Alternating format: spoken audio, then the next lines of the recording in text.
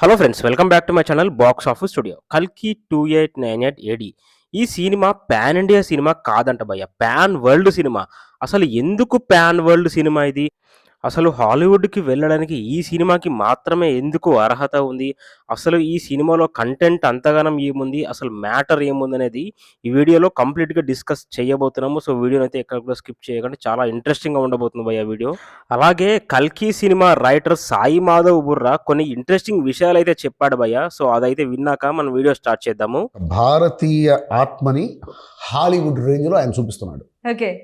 Hollywood రేంజ్లో pan world movie. విన్నారు కదా భయ్య. భారతీయ ఆత్మని పాన్ వరల్డ్ లెవెల్‌లో హాలీవుడ్ రేంజ్‌లో చూపించబోతున్నాడు నాగశ్విన్. ఇక ఇంతకు మించి మనమైతే ఏం చెప్పలేము. పాన్ వరల్డ్ సినిమా అనడానికి ఈ భారతీయ ఆత్మే మనకు చాలా ఇంపార్టెంట్ భయ్య. సో, దీన్ని బట్టి చూస్తే 'కల్కి' సినిమా అనేది universal concept. First pan world cinema అని ఎందుకు అంటున్నారంటే, ఇదొక యూనివర్సల్ కాన్సెప్ట్ భయ్య. మీరు హాలీవుడ్‌లో చూసుకున్నా, ఇంకెక్కడ చూసుకున్నా గానీ యూనివర్సల్ కాన్సెప్ట్‌లు ఎలా ఉంటాయంటే, ఒక ప్రాబ్లమ్ వస్తే దాన్ని ఒక హీరో వచ్చి కాపాడతాడు. కొంతమందిని ఒక శత్రువులు చంపేస్తే, ఆ హీరో వచ్చి ఆ జనాల్ని, ఆ అమాయకుల్ని అయితే కాపాడతాడు. ఓవరాల్‌గా యూనివర్సల్ కాన్సెప్ట్ అంటే సూపర్ హీరోస్ కాన్సెప్ట్ భయ్య. ఒక శక్తివంతమైన మనిషి, అన్ని శక్తులు కలిగి ఉన్నవాడు వచ్చి ప్రజలను కాపాడితే ఎలా ఉంటది? సో, ఇదే యూనివర్సల్ కాన్సెప్ట్. సో, ఈ 'కల్కిలో' ఈ యూనివర్సల్ కాన్సెప్ట్ అనేది పీక్స్ లెవెల్‌లో ఉంది కాబట్టి దీన్ని పాన్ వరల్డ్ సినిమా అంటారు. ఈ సినిమాలో ప్రభాసు చేస్తున్న క్యారెక్టర్ 'కల్కి భైరవ' క్యారెక్టర్. కానీ ఇక్కడ హాలీవుడ్ వాళ్ళకి దీన్ని ఎలా రిప్రజెంట్ చేస్తారంటే, ఇతను ఈ మనిషి ఒక సూపర్ హీరో. ఈ మనిషి ప్రజల్ని కాపాడతాడు. ఈ మనిషి మనకు ఫ్యూచర్‌లో వచ్చే ప్రాబ్లమ్స్ నుంచి కాపాడతాడు. ఆ విధంగా వీళ్ళ హాలీవుడ్ వాళ్ళకి మన ఇండియన్ సినిమా అనేది రిప్రజెంట్ అవుతుంది కాబట్టి ఇది యూనివర్సల్ కాన్సెప్ట్. ఇదొక Hollywood cinema 100%. And second point గురించి మాట్లాడుకుంటే ఇండియన్ హిస్టరీ క్యారెక్టరైజేషన్స్ భయ్య.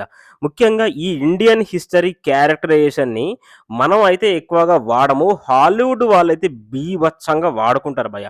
అంటే చిన్న పాయింట్ అయితే తీసుకుంటారో ఆ పాయింట్ పైనే మనకు 'అవతార్‌లో' క్యారెక్టరైజేషన్స్ చూసుకున్న తర్వాత, 'మార్వెల్స్‌లో' క్యారెక్టరైజేషన్స్ చూసుకున్నా, 'అవెంజర్స్‌లో' క్యారెక్టర్స్ చూసుకున్నా గానీ, మన ఇండియన్ హిస్టరీ క్యారెక్టరైజేషన్‌ని వాళ్ళు కాపీ కొట్టి సో, సినిమానైతే రన్ జేపిస్తారు భయ్య. సో, మన ఇండియన్ హిస్టరీ క్యారెక్టరైజేషన్స్‌కి హాలీవుడ్ వాళ్ళైతే పెద్ద ఫ్యాన్. ఎందుకంటే మన క్యారెక్టరైజేషన్స్ 'మహాభారతం' క్యారెక్టరైజేషన్ తీసుకుంటారు. వాళ్ళైతే మన దగ్గర నుంచి జరిగే ఆ యుద్ధాలు, ఆ సన్నివేశాలు సో, వాటిని కాపీ కొడతారు.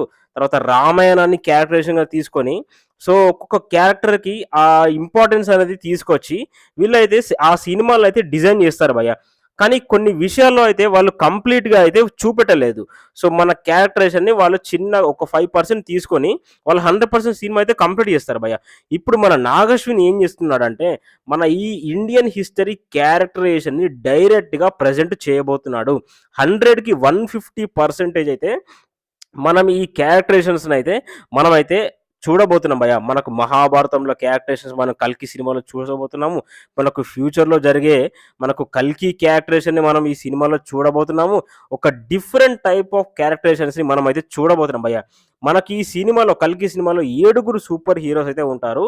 సో, మనం హాలీవుడ్‌లో వాళ్ళైతే సూపర్ హీరోస్ అంటారు. మన దగ్గరైతే మనమైతే ఒక శక్తివంతమైన మనుషులు, చిరంజీవులని మనమైతే అంటాం భయ్య. వాళ్ళకు శక్తులుంటాయి. వాళ్ళ క్యారెక్టరైజేషన్స్ డిఫరెంట్‌గా అయితే ఉంటాయి భయ్య. సో, ఈ విధంగా చూసుకుంటే మన క్యారెక్టరైజేషన్స్‌కి వాళ్ళైతే హాలీవుడ్ వాళ్ళు పెద్ద ఫ్యాన్ గాబట్టి, ఇప్పుడు మనమైతే కంప్లీట్‌గా దాన్ని ప్రెజెంట్ చేయబోతున్నాము. దాన్ని పిక్చరైజేషన్ చేసి పర్ఫెక్ట్‌గా వాళ్ళకైతే చూపెట్టబోతున్నాము. సో, దీన్ని బట్టి చూస్తే వాళ్ళైతే ఖచ్చితంగా మన సినిమాకి ఫ్యాన్ అవ్వడం మాత్రం పక్కా. ఇక థర్డ్ పాయింట్ విషయం గురించి మాట్లాడుకుంటే ఎమోషన్స్ భయ్య. హాలీవుడ్ వాళ్ళకి ఎమోషన్స్ అంటే తెలియనే తెలియదు. ఒకవేళ తెలిసినా గానీ వాళ్ళకైతే హై మూమెంట్స్ ఎక్కువగా కావాలి.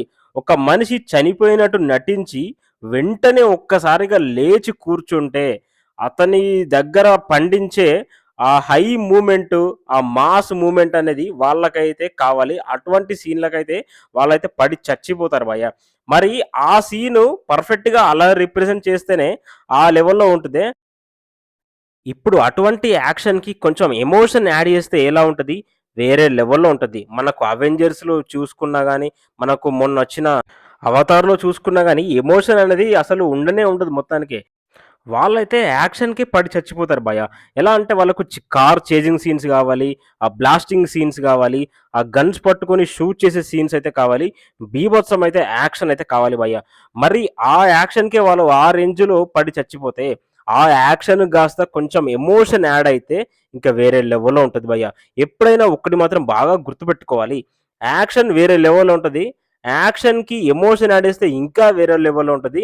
ఇక ఎమోషనల్ యాక్షన్ అనేది ఇక పీక్స్ లెవెల్‌లో ఉంటది భయ్యా. దీనికైతే ఎవ్వడైనా ఫ్యాన్ అవ్వాల్సిందే. మనమైనా, హాలీవుడోడైనా, ఇంకా ఎవడైనా గానీ, ఏ ప్రపంచమోడైనా గానీ, ఈ ఎమోషనల్ యాక్షన్‌కనేది ఎవ్వడైనా ఫ్యాన్ అవ్వాల్సిందే భయ్యా. మనకి ఈ ఎమోషనల్ యాక్షన్ అనేది మన ఇండియాలో బాగా వర్కౌట్ అయింది. ఈ ఫ్యూచర్‌లో గూడా వర్కౌట్ అవుతది. సో, అటువంటి ఎమోషనల్ యాక్షన్‌తోనే చాలా మూవీస్ అయితే మనకు ఏంటంటే చాలా బ్లాక్ బస్టర్స్ అయ్యి ఇండస్ట్రీ హిట్స్ అయితే అయ్యాయి భయ్య. ఇంతవరకు హాలీవుడ్‌లో ఎవ్వరు కూడా రిప్రజెంట్ చేయలేదు ఈ ఎమోషనల్ యాక్షన్‌ని. ఫర్ ద ఫస్ట్ టైమ్ మనకు 'నాగ్ అశ్విన్' ఈ ఎమోషనల్ యాక్షన్‌నయితే హాలీవుడ్‌లోకి తీసుకెళ్ళబోతున్నాడు. ఇది 100కి 100% ఇది వర్కౌట్ అవుతుంది భయ్య. ఎందుకంటే వాళ్ళకి కూడా హాలీవుడోళ్ళకి గూడా ఉంటుంది. సో, వాళ్ళకి గూడా ఒక రకమైన ఎమోషన్స్ అనేటివి ఉంటాయి. కానీ వాళ్ళు సినిమాలో అక్కడిక్కడ ఎప్పుడైతే చూడలేదు. వాళ్ళ పర్సనల్ లైఫ్‌లో అయితే ఆ ఎమోషన్స్ అనేటివి ఉంటాయి భయ్య. సో, దాన్నయితే వాళ్ళ డైరెక్టర్స్ అయితే చూపెట్టలేదు. ఇప్పుడు మనం ఎమోషన్ అనేది ఎక్కడ చూసినా ఒకే విధంగా ఉంటుంది గాబట్టి, ఇప్పుడు వాళ్ళ ఎమోషన్స్‌ని మనం క్యాచ్ చేసుకొని, మనం ఇప్పుడు 'కల్కి' సినిమాలో వాళ్ళకైతే యాక్షన్‌తో ఆ ఎమోషన్ అయితే యాడ్ చేయబోతున్నాం భయ్య. సో, దీన్ని బట్టి చూస్తే 100కి 100% 'కల్కి' సినిమా పాన్ వరల్డ్ సినిమా అనడంలో డౌటే లేదు. ఈ 3 పాయింట్లు మీరైతే గమనించండి. 'కల్కి' సినిమా పాన్ వరల్డ్ సినిమా అంటారు భయ్య. అందుకోసమే మనకు సాయి మాధవ్ బుర్ర గారు ఇంత గట్టిగా చెప్తున్నారు. తను రైటరు, డైలాగ్ రైటర్. సినిమాలో చాలా రైటింగ్ అనేది చాలా చాలా ఇంపార్టెంట్ భయ్య.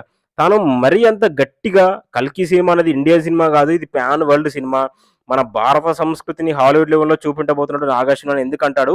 ఇందుకే అంటాడు మరి. మన ఎమోషన్‌ని అక్కడ చూపెట్టబోతున్నాము. యాక్షన్‌తో పాటు ఎమోషనల్ యాక్షన్‌ని మనం అక్కడ ఫుల్‌గా ప్రెజెంట్ చేయబోతున్నాము. అందుకోసమే 'కల్కి' సినిమా అనేది పాన్ వరల్డ్ సినిమా భయ్యా. ఇంకా ఏం గావాలి మనకు జెప్పండి?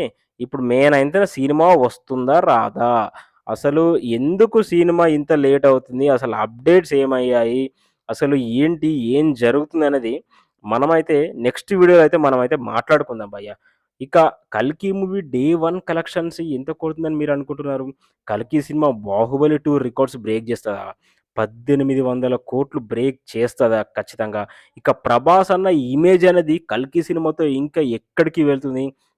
ఇప్పటికే అసలు ఎక్కడికో వెళ్ళిపోయాడు. అన్నీ దాటి వెళ్ళిపోయాడు. బౌండరీస్‌కు అవతల పక్కన ఉన్నాడు మన 'ప్రభాస్' అన్న. మరి చూద్దాం 'కల్కి' సినిమాతో ఇంకా ఏ రేంజ్‌కి వెళ్ళిపోతుందో మన అన్నయ్య stardom. Thank you very much భయ్యా. Thank you very much. Subscribe చేసుకోండి మన ఛానెల్‌లో 24/7 అప్డేట్స్ వస్తూనే ఉంటాయి. ముఖ్యంగా 'కల్కి' అప్డేట్స్.